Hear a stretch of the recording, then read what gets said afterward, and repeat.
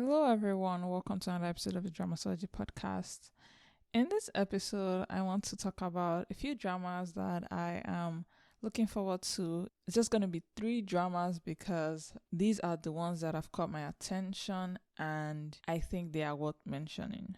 I will say, just to begin, that it seems that November is a very popular time for dramas to be aired. And when I talk about popular, I mean in the sense that this is somehow the time where all the popular actors and actresses have dramas coming out for some reason.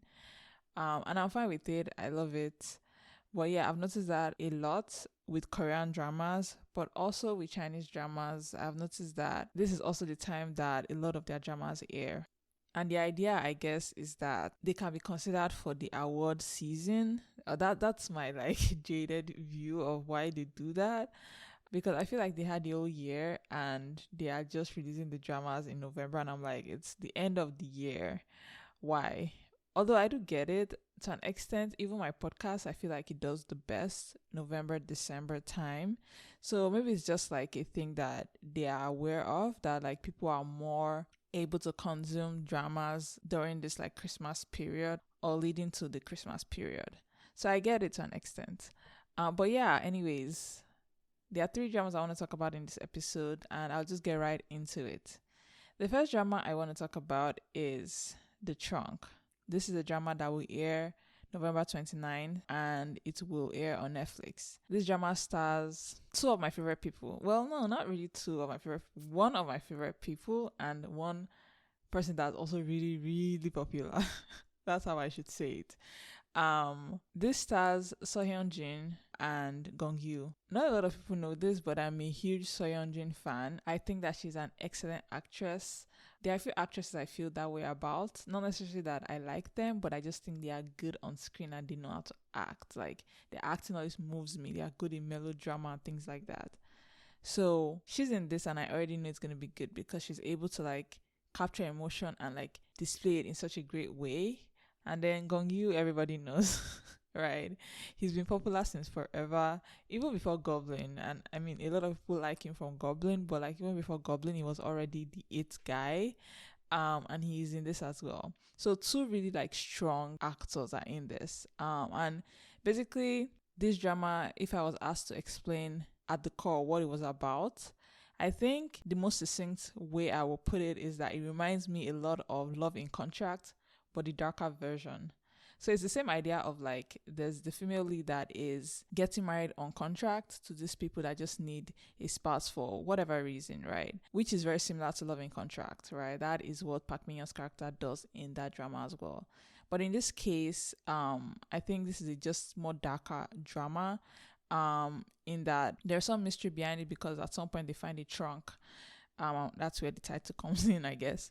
And they find a trunk by the lake, and this is something that opens a Pandora's box into, for example, the company that basically contracts her out, NM, and the secrets behind them. And so it's almost like a mystery kind of thing where they're trying to figure out what it is about this company that she works for.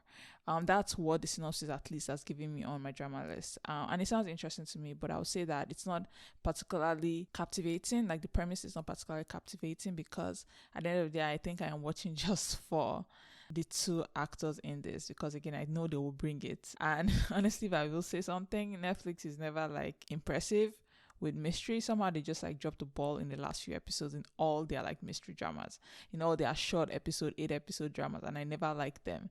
So I don't expect this to be I don't expect this to be fantastic, but I do expect the acting to be great. So yeah, I am looking forward to that. That's my first drama. Then moving on to talk about the next drama on the list. This is the drama When the Phone Rings that will air on the 22nd of November 2024 from the channel MBC. Already, I like the fact that it's on Netflix. And if you're new to my podcast, you're probably like, what is with the Netflix 8? I do genuinely dislike Netflix for a bunch of reasons that you would have to watch my old catalog to see bits and pieces of where I just shit on this company. But anyways, this is a 12 episode drama, and I will say that this would have actually been my most anticipated drama so far, if not because of the last drama I will talk about after it. But anyways, I like the premise of this drama. It stars Yoo Yeon Suk and Chesubin. Yoo Yeon Suk, for a lot of who don't know, was one of the main characters in Hospital Playlist, which is one of my favorite all-time dramas. And funny enough, he also starred in Romantic Doctor with Sehyun Jin, who is the female lead of the first drama I just talked about. But anyways, the female lead in this is Chesubin, who is someone I know from A Piece of Your Mind and Where Stars Land. I will say that I am not the biggest fan of hers. All her works aren't like my style, but that's fine. I think she'll do fine in this. He also has Onam Jun as one of the characters here, one of the male leads here, and I will say that I am a huge fan of him. It was in Your Honor, it was in Sweet Home, it was also, and this is where I really know him from, The Matchmakers. And for those who never watched The Matchmakers, because a lot of people dropped it very early, I think you should go back and watch it. It is easily the best part, along with his like co-star in that drama. And they were just the easiest part to watch. They were just fun and amazing, and I love them so much. But yeah, that is the cast of this. There are a lot of other people I recognize in the cast, but I'm not going to talk about them. I think I am anticipating this drama because of the fact that one, the couple is also married, just like in the previous one, The Trunk, which means that the romance starts after their marriage, right? And so it's almost like they're plopping you right in the middle of their world, right? And it just sounds interesting to me. This couple, they're married. The male lead comes from a rich family. The female lead is not poor either. But she has mutism, and their marriage for the most part is just one of convenience. I think it's an arranged marriage or something like that, because they both come from like a wealthy background, and so they just kind of live life being married but not really like being in love or anything. And then one day she gets kidnapped, and so there is that sense of mystery to it, and we don't know why and everything. But I like the fact that they are, I guess, to an extent on equal footing in terms of like the male lead is rich, but the female lead also comes from a like rich family as well, or something like that, right? And so it's interesting to me, and I hope that this is a romance as well, and that they get to becoming like actually in love and everything.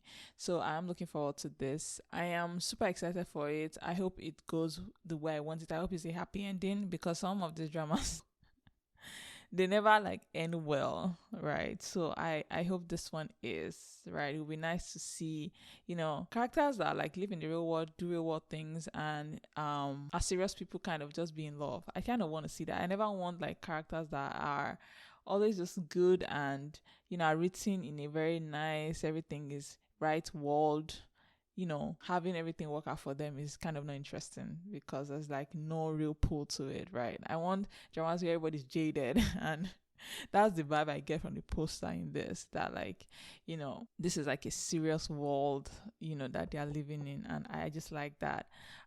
In that, like, I feel like The Trunk is gonna end badly, whereas this one might end on a good note, even though they will have the same or similar vibes. And again, this is just me going by the poster, just strictly by the poster, so I might be wrong.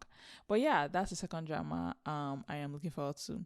And then I want to talk about the drama I am most excited for. This is the drama Light Shop. It will air on December 4, and it will have 8 episodes. It will air on Disney Plus. Now, this is a drama I have been looking forward to as soon as I heard it was coming out. I'm the kind of person that when I like a drama, I don't necessarily follow all the like details about when the drama is coming out, except for like very few times when I've done that because I was just obsessed for some reason. But generally, I just stay away. What makes Light Shop interesting is that it is also from the producer Kang Fu. For those who don't know, Kang Fu is the one that produced Moving. Moving is easily one of the best Korean dramas I've ever watched. It is one of the dramas that I don't know what it is about that drama. It's just so new to me in the world of K-dramas, because to an extent it combines the idea of superheroes to like people that are living like real nitty-gritty everyday lives, right? And it's just very interesting because they take on superheroes in a way that like The Boys or Marvel, DC all have different takes on superheroes, right? And so that's kind of why I like Moving to an extent, right? It's also just a new idea that I'd never seen before in Korea, right? And the way they kind of grounded it to Korea, right? They didn't make it seem like you were watching a Western like superhero show, right? And so I really liked how Kung Fu, the producer, the writer, the owner of this world, is able to like create these characters and get us to like relate to everybody, even the villains, right? There were moments where I was crying and I was watching the movie, right? And so when the movie aired, I remember people talking about the fact that he would be making more of, this world and the different webtoon he has. And one of them was The Light Shop.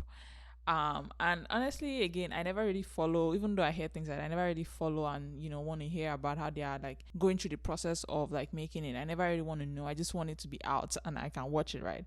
And so when I saw that this was done and it was ready, I was like, oh my God, I'm so excited. I will say that for those who don't know, basically this is following a light shop that has a shopkeeper that guides the light shop, and I guess he just invites different people who have a hard time like processing like bad experiences, and I think they walk through that and stuff like that, right? And again, this is me, I'm not really sure if that's even the premise, but that's what it sounds like, right?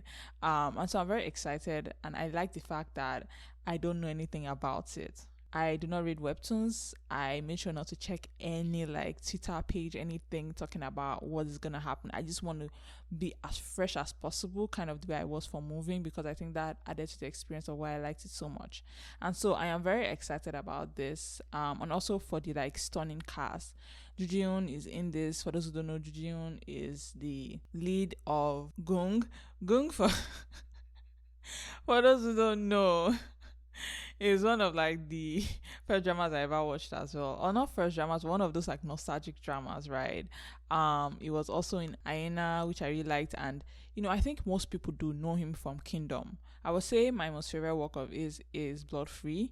But again, great work of like just his body of work is really amazing. And then he also stars Park Bo Young. Like you can't go wrong with Park Bo Young. She's just genuinely amazing. Werewolf Boy, Oh My Ghost, Strong Madu Bong Soon, like just amazing works, right? And so she's also just fantastic. There are a bunch of other people in this, but I'm not going to talk about them. But anyways, I am so excited for this one. I just think that's going to be good. I think that Disney Plus has given the producer and the screenwriter Kung Fu full control over this project, because he's the one that kind of like brought moving together in the first place as well. And I think that that's a good thing for him, because then it really brings his vision to life, and that's what I want to see, right? I want to see like the author of something really like have a vision that he has come through on the screen, right? And so I just know this is going to be amazing. I just know. So yeah, I'm looking forward to this. I'm sure it's going to be fantastic, honestly. So yeah, that's all I have. It's just three like dramas I am most looking forward to. There are a bunch of other ones, of course, but for me, I think these three are like the core ones that I am like gonna be seated for. So yeah, that's all I have in this episode. Thank you guys so much for listening. I hope you guys have a lovely rest of your day, and I'll see you again next week. Bye.